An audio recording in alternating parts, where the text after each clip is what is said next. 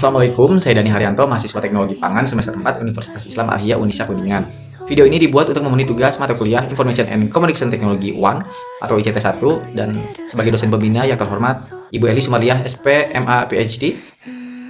Presentasi ini akan membawakan terkait dari jurnal tentang identifikasi dan pemeringkatan kapabilitas teknologi kunci dalam keberlanjutan rantai pasok industri pangan. So, welcome to my presentation and let's begin. Yang melatar belakangi ini adalah ada beberapa poin gitu ya.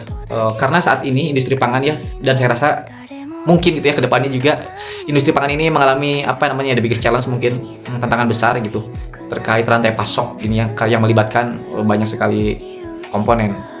Nah, latar belakang di tema ini ada 5 yang melatar belakanginya. Yang pertama, tuntutan keamanan gitu ya, karena you know what, keamanan ini sangat penting gitu.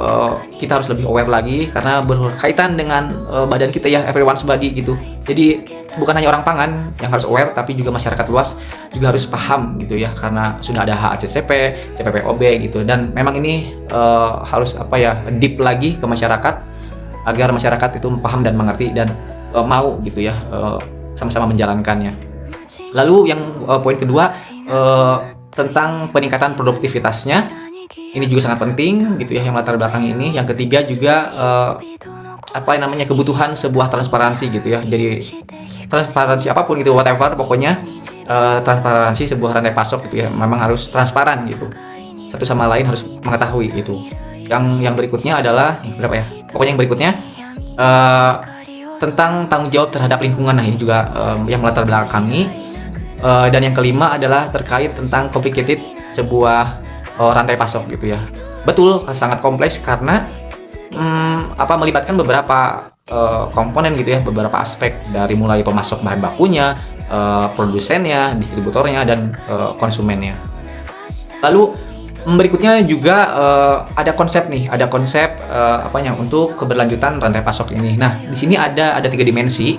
Dibagi 3 dimensi. Yang pertama adalah dimensi ekonomi, lalu yang kedua dimensi lingkungan, lalu yang ketiga adalah dimensi sosial. Di mana dimensi ekonomi kita harus adanya efisiensi biaya gitu ya. Namun harus dibarengi juga dengan peningkatan produktivitasnya gitu ya. Celetot. Peningkatan produktivitas gitu ya. Maaf teman-teman gitu. Nah, di dimensi lingkungan kita harus paham atau aware lagi terhadap limbah gitu ya, terhadap limbah. Lalu juga dibarengi dengan pemanfaatan sumber daya yang efisiensi gitu ya. Jadi harus betul-betul dimanfaatkan sebaik mungkin. Nah, di dimensi sosial ini ada terkait tentu tentang kesejahteraan pekerja ya. Dan juga dibarengi bukan hanya pekerja, tentu harus dibarengi dengan keamanan dan kesehatan konsumennya gitu. Nah, lalu berikutnya tentu terkait peran teknologi ya di rantai pasok ini. Nah, apa saja sih peran teknologi?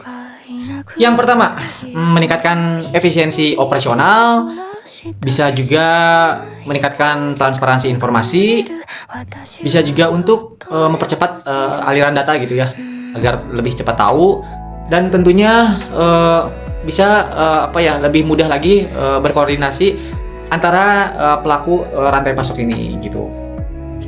Sekarang terkait tentang kapabilitas teknologi dalam rantai pasok industri pangan.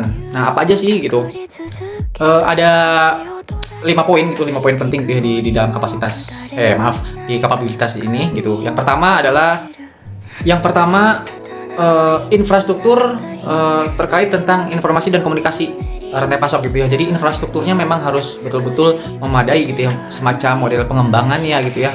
Apa saja sih yang teknologi apa saja sih yang cocok gitu, yang akan dibuat gitu untuk pengembangan informasi dan komunikasinya agar bisa lebih baik lagi gitu ya. Nah, yang kedua terkait sistem informasi terintegritas gitu ya. Jadi harus punya integritas gitu ya, yang harus dapat dipercaya. Semua sistem informasi yang disajikan itu harus betul-betul relate, harus dengan kenyataan gitu ya. Tidak ada ya sebuah kebohongan gitu. Lalu yang ketiga, teknologi pelacakan ya, kayak RFID gitu. Nah, pakai barcode gitu. Jadi pernah sempat mendengar gitu ya cerita dari ibu dokter bahwa memang ini kalau ada barcode gitu ya, kita lebih mudah gitu ya untuk mengakses keadaan sebuah produk atau di mana berada gitu. Jadi memang ini harus betul-betul diperhatikan.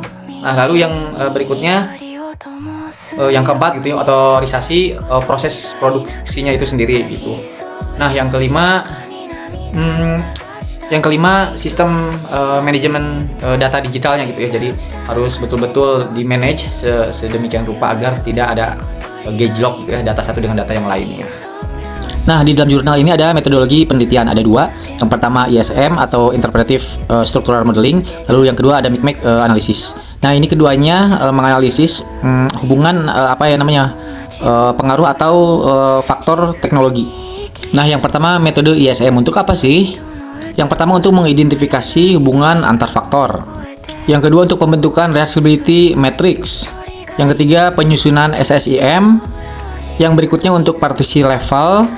Dan yang terakhir kelima penyusunan untuk hierarki. Lalu yang kedua ada analisis micmac. Nah, kalau ini untuk mengklasifikasikan atau mengidentifikasi dari faktor berdasarkan driving power dan juga dependensi power. Nah, faktor kemudian dikelompokkan menjadi autonomous, lalu juga dependent, lalu juga linked, lalu juga independent driver. Untuk hasil, nah ini dia hasil model ISM. Yang pertama infrastruktur TIK gitu ya. Lalu yang kedua adanya integritas sistem. Lalu juga yang ketiga adanya optimalisasi logistik. Nah, ini menunjukkan gitu ya, hal-hal di atas menunjukkan sebuah adanya integritas gitu ya, teknologi sebagai fondasi gitu, fondasi utama. Nah, untuk hasil analisis micmac sebagai berikut. Yang pertama juga adanya infrastruktur TIK gitu ya. Lalu yang kedua ada optimasi logistik. Lalu juga yang ketiga adanya integritas sebuah sistem di informasi dan komunikasi. Nah, faktor linkage juga memiliki daya dorong yang sangat kuat ya, dan tergantung terhadap kepentingan yang sangat besar yang tinggi gitu. Berikutnya implikasi manajerial. Yang pertama investasi awal difokuskan pada infrastruktur. Yang kedua integritas sistem dilakukan secara bertahap. Ketiga ya adanya teknologi yang traceability yang bisa di sharing gitu, diimplementasikan. Lalu adanya keempat gitu ya, adanya sinergi teknologi untuk rantai pasok. Nah, sekarang untuk kesimpulan. Infrastruktur teknologi informasi dan komunikasi sangat berperan penting dan sebagai pondasi. Selain itu, kapabilitas teknologi juga bergantung kepada infrastruktur yang ada. Lalu juga metode ISM dan analisis micmac ini sangat baik dan cocok efektif untuk mengetahui hubungan antara struktur rantai pasok. Sehingga nanti implementasinya adalah efisiensi, transparansi, dan keberlanjutan. Sekian dan terima kasih. Wassalamualaikum warahmatullahi wabarakatuh.